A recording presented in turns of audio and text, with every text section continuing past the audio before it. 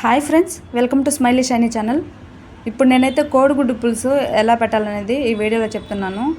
So first అయితే మనము ఒక 2 టమోటాలు, ఒక 2 ఎర్రగడ్డలు, ఒక 2 పచ్చిమిర్చి అన్నీ నీట్గా బాగా కడిగేసుకొని తరిగి పక్కన పెట్టేసుకోవాలి.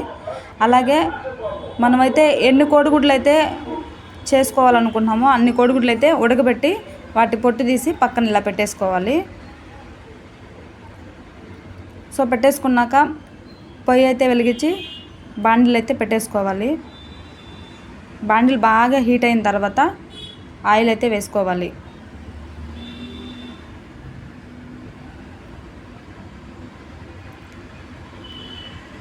ఆయిల్ కానీ హీట్ అయిన తర్వాత పోపు దినుసులు అయితే వేసేసుకోవాలి.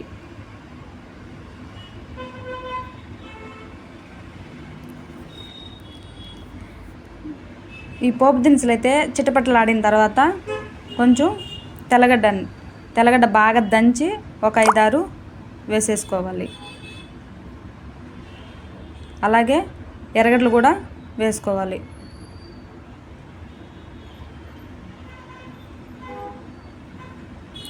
అదేవిధంగా ఒక 2 పచ్చిమిర్చి తరిగి పక్కన పెట్టుకున్నాం కదా, ఆ పచ్చిమిర్చి కూడా వేసేసుకోవాలి.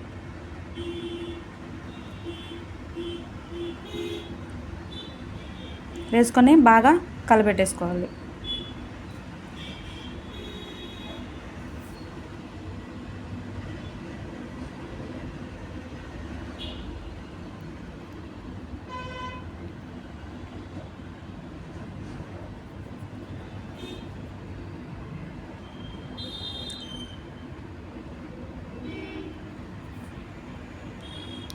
ఎర్రగడ్డలు బాగా వాడినట్టుంది. ఎర్రగడ్డలు వాడిన తర్వాత అదేవిధంగా టమోటాలు ఇందులో వేసుకోవాలి.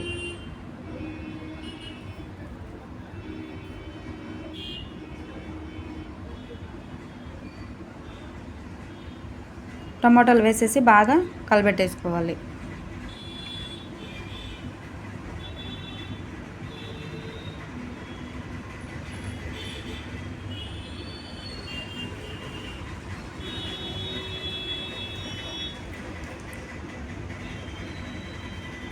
ఇందులో టమాటాలు వేసిన తర్వాత కొంచెం పసుపు,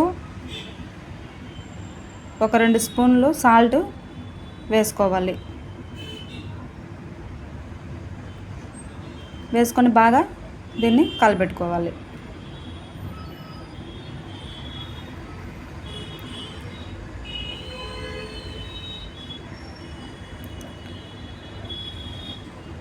చూడండి, టమాటాలు కూడా వాడిపోతున్నట్టున్నాయి.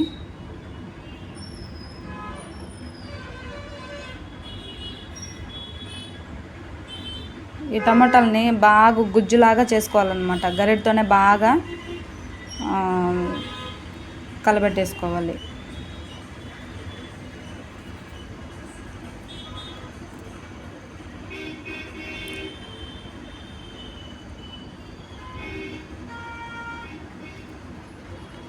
తర్వాత కారము వేసుకోవాలి. మనము అంటే తక్కువ తినేవాళ్ళు తక్కువ వేసుకోండి, ఎక్కువ తినేవాళ్ళు ఎక్కువగా వేసుకోండి. నేనైతే ఒక 3 స్పూన్లు అయితే వేసాను, ఎందుకంటే ఆల్రెడీ దీంట్లో 2 పచ్చిమిర్చి వేసాను కాబట్టి. కారం అయితే ఒక 3 స్పూన్స్ వేసాను. సో అదేవిధంగా కొంచెం కరివేపాకు,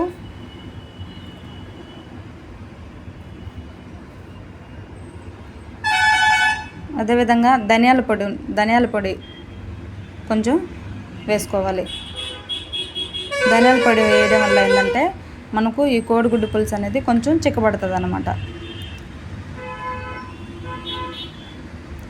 అదేవిధంగా గరం మసాలా కూడా నేను అంటే ఎక్కువ వేయట్లేదు, కొంచెం లైట్గా అయితే వేస్తున్నాను. ఇంకా గరం మసాలా కూడా వేసేసి బాగా కలపెట్టేసుకోవాలి.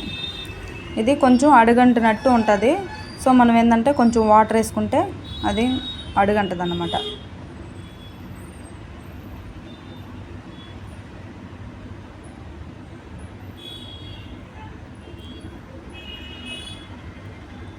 నేను చెప్పిన విధంగా అయితే చేయండి, ఖచ్చితంగా చాలా టేస్ట్గా అయితే ఉంటుంది.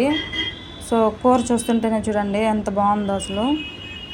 చూస్తుంటేనే నోరైతే ఊరిపోతుంది.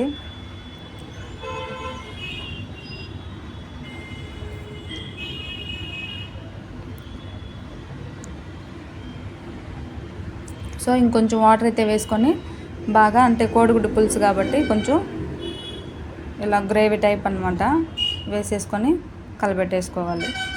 అంటే మనం ఇప్పుడే కొంచెం కారం కానివ్వండి, అదేవిధంగా సాల్ట్ కూడా సరిపోకపోతే ఇప్పుడే చూసి వేసుకోవాలి. అదేవిధంగా కోడిగుడ్లు అయితే ఇలా కట్ చేసుకోవాలన్నమాట. అంటే 4 వైపులా కట్ చేసుకోవాలి. ఎందుకంటే మనకు ఇందులో కొంచెం ఉప్పు కారం బాగా పడుతుంది కాబట్టి కోడిగుడ్డు తినేటప్పుడు కొంచెం బాగుంటుందని ఇట్లా 4 వైపులు కట్ చేసుకొని ఇట్లా వేసేసుకోవాలి.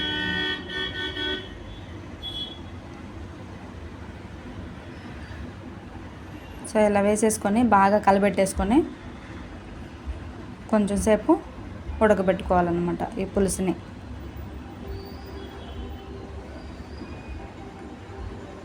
సో కొత్తగా నా ఛానల్ చూసే వాళ్ళైతే నా ఛానల్ అయితే సబ్స్క్రైబ్ అయితే చేసుకోండి. ఈ వీడియో అదే విధంగా అయితే ఫుల్గా అయితే చూడండి.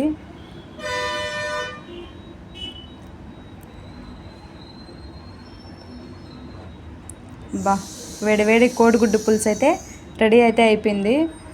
సో మీరు కూడా ఒకసారి ట్రై అయితే చేయండి. అదేవిధంగా మరొక కొత్త రెసిపీతో మీ ముందుకు వస్తాను.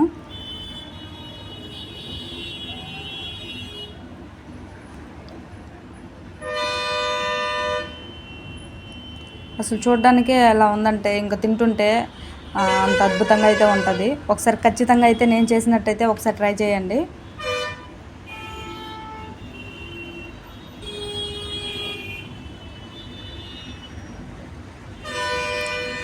Thanks for watching.